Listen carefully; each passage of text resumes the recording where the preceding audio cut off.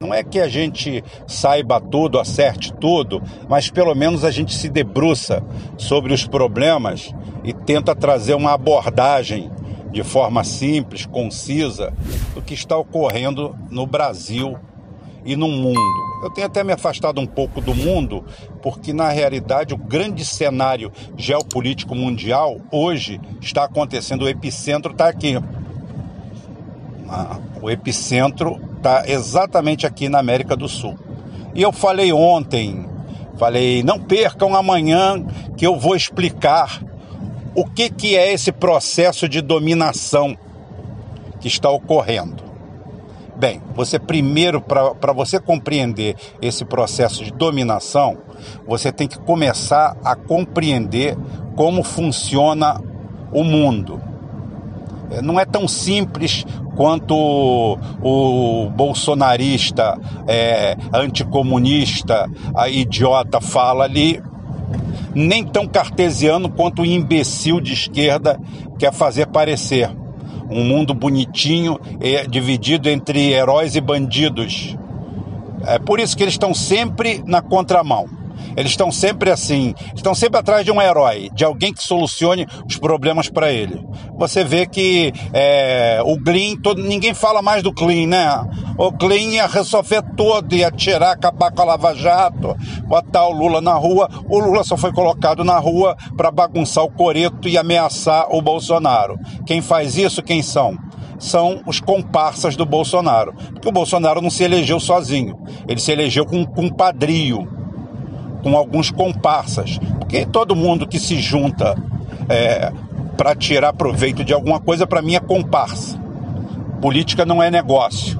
Então o Bolsonaro se elegeu aí com um discurso, com isso, com aquilo, com uma pataquada nacionalista. Inclusive ontem ele mostrou os grandes feitos do governo dele, eu achei maravilhoso, bonito, eu fiquei com orgulho, sabe?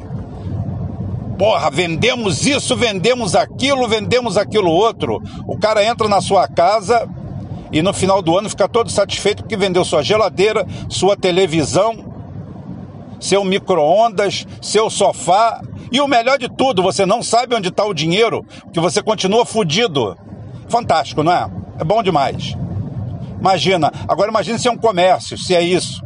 O mais interessante é que esse patrimônio levou décadas para ser feito, exatamente por governos até de exceção, que esse governo tenta ser de exceção, com a única coisa de ruim que a exceção pode te dar. Porque tudo que tem de ruim na exceção ele quer dar de presente para a gente, com juros e correção monetária, porque nem o golpe de 64 deu isso aí. Como o excludente de ilicitude, outras coisas, a MP 905, coisa que os militares nunca fizeram. Aí eles criaram, todos orgulhosos, que criaram uma secretaria de desinvestimento. Alguém já viu desinvestimento ser algo para ser comemorado? Hein? Encolhimento, diminuição, destruição. Mas é isso aí que esse pessoal tem para comemorar. Mas não é disso que eu vou tratar hoje. Eu vou tratar hoje de você tentar entender o que está acontecendo na América do Sul. O que está acontecendo com a gente. Isso se divide em duas partes, ou três.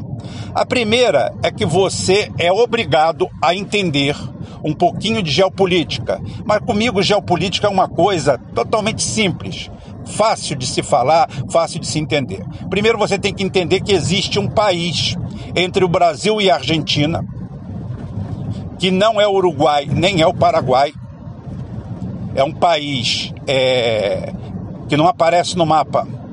É um país chamado País da Tríplice Fronteira.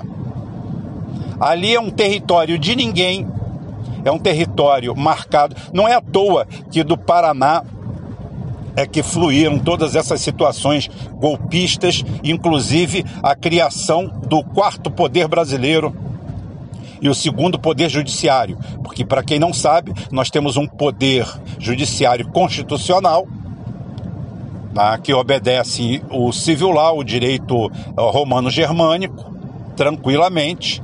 que está lá na figura do STF, do STJ, é tribunal demais para o meu gosto, mas tudo bem, é nessa figura que nós temos aí, o direito escrito. E esse país que fica na terceira, na tríplice fronteira, que é um país que no fim das contas está dando as cartas no Brasil, na Argentina, eu não digo nem o Paraguai, que o Paraguai é hospedeiro, tá? Inclusive, a situação no Paraguai está tão violenta que teve um senador ontem ou anteontem, o Cubas Colombês, acho que é Cubas Colombês, ele deu um depoimento irado, dizendo que teria que assassinar os 100 mil brasileiros que estão lá. Deu uma de Bolsonaro. Mas, para a visão de um paraguaio legítimo, ele não está muito errado, não. E a gente vai ver isso no desenrolar do programa aqui. Então é o seguinte, esse país que dá as cartas nos dois países é que está ditando o ritmo. Então você tem que entender isso. Dali nasceu a Lava Jato, que, como eu falei, é o segundo poder judiciário brasileiro, baseado no common law, o direito comum americano, o direito anglo-saxão, o direito do olho por olho, dente por dente, mais ou menos assim. Não tenho nada contra nem a favor, porque ambos os poderes, ambos os direitos do civil e o civil law e o common law têm defeitos e qualidades, só que tem um porém. Você não pode aplicar o common law com o direito soberano, pleno e inalienável que existe no judiciário brasileiro, aonde vemos a figura do juiz quase como um deus, porque como ele aplica o direito escrito, ele precisa de garantias para isso. Lá o cara pode fazer praticamente o que quiser, só que ele é imputável. Ele não tem foro privilegiado. Tanto assim, como eu já falei e repeti várias vezes, a média nos Estados Unidos é acima de 50 juízes presos por ano. Presos, algemado, esteja preso, patrulhinha na porta, tá? Igual a operação que tem aqui de palhaçada de circo toda semana, tá? Onde o cara se fantasia de Rambo, bota 8 pistolas, 10 metralhadoras, 20 fuzis, 50 granadas, bota touca ninja, tudo porque mamãe eu saí na Globo. Aí vai lá para prender um empresário que pode ser corrupto, pode ser o que for, mas mora num condomínio de luxo e não usa nenhum canivete, né? Então, pelo amor de Deus, né? Tu achar que um cara daquele, mas aí a turma vai sair na Globo, aí vai todo mundo vestido de Rambo para lá, né? Então é o seguinte, essa tríplice fronteira, da onde emana todo esse common law, esse direito comum, que faz o TRF4 todo, para você tentar entender como aquilo ali funciona. Hoje, o grupo mais insólito, a união mais insólita que você poderia pensar na sua cabeça está se formando ali. Por quê? Porque ali é uma república que aonde manda é o dinheiro. O poder ali emana única e exclusivamente do dinheiro. Dinheiro sujo, dinheiro limpo, dinheiro mais ou menos, dinheiro de tudo, narcotráfico, tudo que você imaginar está ali. E ali está se formando, tá? Primeiro é o reino das ONGs, né? ONGs ambientalistas, ONGs indigenistas, umas de fundo uspiano, outras de fundo neopentecostal, todas elas com o mesmo intuito: fuder a vida dos índios, passar a perna nos índios, fazer os índios de babaca, usar a bandeira dos índios para tirar proveito. Mas tem algo, assim, não mais grave, mas que salta aos olhos, tá? É o fato da união mais insólita que existe, que é entre China e Israel. China e Israel? China e Israel. China e Israel estão fazendo um programa conjunto de dominação daquela área e áreas circunvizinhas. Circunvizinhas ao Paraguai, na tríplice fronteira, você pode colocar como Argentina e Brasil. Isso para a China é muito importante, porque ela não tem que meter a mão e sujar a mão em nada. E chinês, como eu já falei, ele gosta muito do negócio dele. Não pense você em ideologia não, que quem brinca com ideologia é o Bolsonaro. Chinês não brinca com isso não. Chinês anda dele, tá pouco ligando. Ele consegue até negociar com o Bolsonaro, para você ver como é que eles não têm escrúpulos políticos. Então nem aí. E eles também não têm nenhum escrúpulo político de negociar com os israelenses, com os judeus, e fazer um processo de dominação ali. Por quê? Porque eles precisam de um programa de segurança alimentar.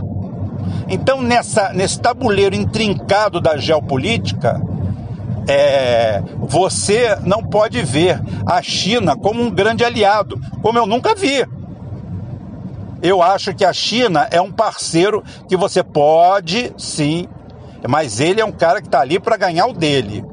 Não dê mole para ele não. Não durma de bunda para cima do lado de um chinês. Você vai acordar numa situação difícil. E estão ali dominando aquele cenário, e Israel, os judeus, que de burro não tem nada, são extremamente organizados, são extremamente articulados, tem que sobreviver, porque eles vivem num pedaço de deserto e rocha que não produz absolutamente nada. É um recanto que não tem nada. Tem areia e o Mar Morto, tá? A única coisa que pode acontecer por lá é você dar de cara com o Valdomiro Santiago por lá, tomando banho no Rio Jordão e pegando óleo de fritura de Belém lá para vender aqui para os outros. Mais nada. Então é o seguinte, você tem que entender isso aí, que há um processo de dominação ali, e não é à toa que o Paraguai está entrando em convulsão. Porque o Paraguai é o hospedeiro. Quem está fazendo essa tríplice fronteira usa mais o Paraguai, usa o Brasil também, usa um pedaço da Argentina, mas o foco, a dominação sai dali. Tanto é que os israelenses já são donos de um pedaço da Patagônia, chegaram primeiro, e os chineses não queremos briga, queremos trigo, queremos cereal, queremos carne, não queremos briga. Briga, dinheiro a gente tem, pronto. Com o chinês o assunto é esse. Não está nem aí para a ética e a moral sua, ou como você gerencia seu país. Se fôssemos assim todos nós, nós estaríamos bem. Nós estaríamos aqui cuidando dos nossos afazeres, dos nossos acordos com a Venezuela. Dane-se se o Maduro bate na mulher, se espanca o filho, isso é problema dele. Tô nem aí. A Venezuela não paga ninguém. Como é que vai pagar se tem todo o seu dinheiro congelado e roubado pelos Estados Unidos? A gente fazendo o jogo dos falidos. Enquanto isso, Israel, que é o maior aliado dos Estados Unidos, o que faz? Está negociando com os chineses e já está se engraçando para os russos, porque eles já estão olhando a nova ordem mundial. A nova ordem mundial mostra que o dólar está indo para o saco, como eu já falei aqui, há um ano atrás, e que cada um tem que se rearrumar, se rearranjar e se reajeitar. E os israelenses têm simplesmente um know-how milenar de se ajeitar. Sempre, justiça seja feita, não é crítica. Eu nunca vi um povo que consegue sobreviver sem pátria, sem nada, tá? Há milhares de anos, e eles estão aí tudo junto. Então, meu amigo, salamandra maior do que israelense não tem. E negociante hoje em dia, melhor do que chinês, não tem. Eu sempre falo que, pelo lado bom da história, o chinês é um judeu de olho puxado. É um mascate mesmo. Não estou falando sionista, explorador, não. Eu estou falando a queda, o pendor que tem. Inclusive ali na Tríplice Fronteira, os árabes também estão ali, se dão bem com todo mundo. Não tem problema. Ali é uma democracia, a democracia da grana. Então, é bom você entender tudo isso. Mas, Rubem, você disse que existe um plano europeu e americano para a América do Sul. Existe? E anda em paralelo com esse aí. Aí que está o pulo do gato que você tem que entender. Aí você tem que retroceder um pouco e entender como era o mundo nos anos 80 até os anos 2000.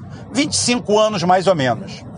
Foram 25 anos aonde você fez corrente, aonde você, na época era e-mail, né? Você passava e-mail para os outros, nos anos 90, denunciando a situação triste que se passava no Sudoeste Asiático, lembra? Crianças fazendo tênis Nike por 5 centavos, os chineses entregando as coisas por 10 centavos, os Estados Unidos destruindo suas empresas e colocando lá, porque a mão de obra era baratíssima. Vocês lembram disso? A exploração, nego não usando roupa da Nike, tênis da Nike, porque aquele tênis, uma família do Sudoeste Asiático se sustentava com menos de $20 por mês, era um absurdo. Vocês lembram disso? Tá. Pois bem, esse Sudeste Asiático não existe mais. Tá? E quem faz aquele trabalho, quem consegue fazer aquele trabalho, é só miserável, morto de fome. Está começando a clarear a sua cabeça? Para você ter mão de obra barata, você precisa de mortos de fome. Existem mortos de fome demais na África. Existem muitos miseráveis na África. Mas você tem que levar em consideração que, infelizmente, não existe uma mão de obra tão qualificada quanto a nossa. Porque se você colocar argentino, brasileiro, sul-americano em geral, a nossa mão de obra está bem acima, bem superior à africana. Então começou a clarear para você na sua cabeça? Vamos ver. Eles perderam o curral deles de mão de obra escrava barata, porque China, Vietnã, Camboja, Filipinas, todo mundo. Hoje o homem-hora chinês está mais caro do que o homem-hora brasileiro. Então aquela história, o que eles fazem muito é por automação. Tem um sistema automatizado que produz aquilo em quantidades cavalares. Quinquilharia, porcaria, sujeira, meada. Os carros deles estão cada vez mais caros, porque estão incorporando tecnologia. A tecnologia agora já não é tão vagabunda, já é melhor. Então tem produto chinês de qualidade, que é mais barato do que o ocidental, mas não existe nada agora por 10% do preço. Também era 10% do preço e 1% da qualidade. Então esse pessoal está precisando abrir novos currais. Mais gente miserável no mundo para trabalhar a troco de um prato de comida. E para isso você precisa de quê? Desregulamentação. Que essa pessoa trabalhe informalmente. Está começando a captar? Já chegou na captação? Eu falo de uma forma simples, para você entender. O que o mainstream, tá? O establishment, o sistema cartorário mundial, aliado a meia dúzia de tubarões brasileiros, empreendedores de meia pataca, fajuto, que eles querem é simplesmente uma mão de obra análoga à escravidão, com a vantagem dele não ter que se preocupar com o escravo. Ou seja, não é nem análoga à escravidão, porque sem querer comparar e nem menosprezando o sofrimento que é a escravidão, eu não tenho dúvida alguma que foi mais fácil pagar um operário chinês, vietnamita, cambodjano, filipino, indonésio, nos anos 90, do que ter um escravo. Ou o cara morreu indo trabalhar 16 horas por dia, foda-se, você contrata outro. Só para dizer para vocês uma coisa, em 1996, eu trabalhava num projeto da Petrobras, a P34, que nós fomos para o mar com ela em 96, fomos em 97, na época era o navio FPSO, PP de Moraes, P34, que depois voltou a se chamar Juscelino Kubitschek, e hoje já deve ter virado parafuso, não sei onde está. Dona Dilma jogou ele no lixo, naquele corte fantástico que ela começou na Petrobras. A tragédia da Petrobras começa lá atrás. Já falei muito sobre isso e voltarei a falar. Tá? Então é o seguinte, o que acontecia naquela época, idos dos anos 90, 96? Existia um acampamento, esse navio foi para a Coreia do Sul, não o nosso navio, P-31 estava na Coreia do Sul, foi P-31 acho, eu estava no P-34, o P-31 estava na Coreia do Sul, e eu quase fui lá, Eu apresentei um trabalho, ficou muito bom, e na hora de ir para a Coreia, é claro, eu era peão, mandaram um engenheiro apaniguado no meu lugar, que primeiro ele veio comigo aprender o que eu tinha desenvolvido lá para o FPSO, para o sistema de turret, porque fui eu que fiz o desenho, fui eu que fiz a aplicabilidade do negócio, mas na hora de ir lá, apareceu um amiguinho lá para ficar 2 meses lá na Coreia, no meu lugar. Mas tudo bem, isso faz parte, isso é Brasil, né? Então, o que acontece? O mais engraçado é que ficava um acampamento do lado de fora, de desvalidos, eram paquistaneses, cambojanos, indianos, todo mundo. E no começo do dia vinha um capataz do lado de fora, tipo a Grande Depressão Americana, vinha do lado de fora e falava assim: eu preciso de 20 soldadores, 20 ponteadores, 20 armadores, 20 isso. E os caras se digladiavam lá e entravam para trabalhar.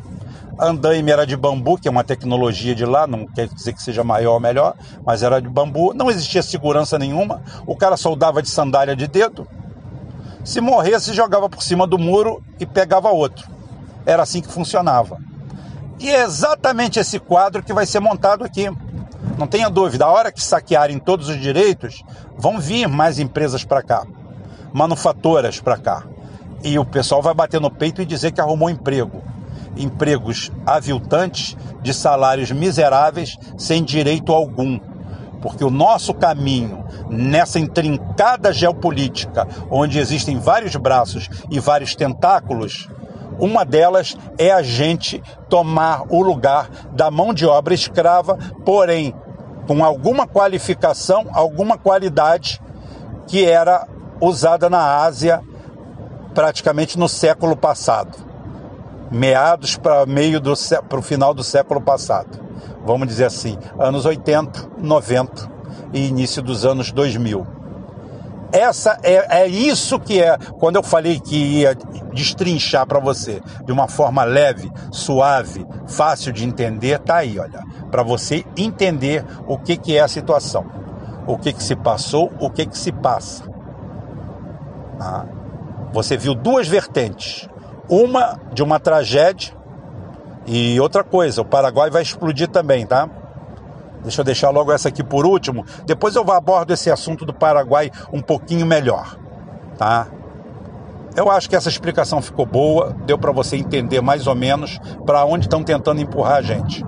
O Bolsonaro está querendo fazer você um chinês dos anos 90. Patrimonialmente nós vamos ser os chineses do final do século XIX. Mas estruturalmente a nível de trabalho vai ser isso aí.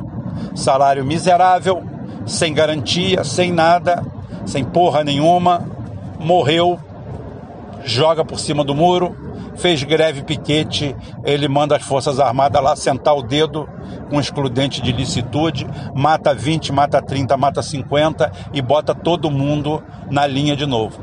Mas graças a Deus, nossa bandeira jamais será vermelha. Pode ser de sangue, do de vocês, é claro, né? Mas meu não. Tá bom? Tá ok? Isso aí. É isso aí, gente. Até segunda-feira, porque amanhã não tem. Só se acontecer algo muito extraordinário. E eu espero que não aconteça, porque eu não estou afim de fazer programa amanhã. E ficamos por aqui. Até...